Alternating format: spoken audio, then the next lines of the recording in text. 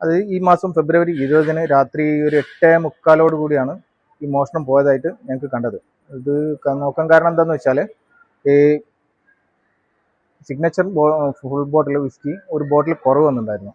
അപ്പോൾ അതിൻ്റെ തുടർന്ന് നടത്തിയ CCTV പരിശോധനയിലാണ് ഇങ്ങനെ ഒരാൾ ബോട്ടിലെടുത്ത് അരയിൽ തിരികെ കൊണ്ടുവന്ന് കണ്ടത്.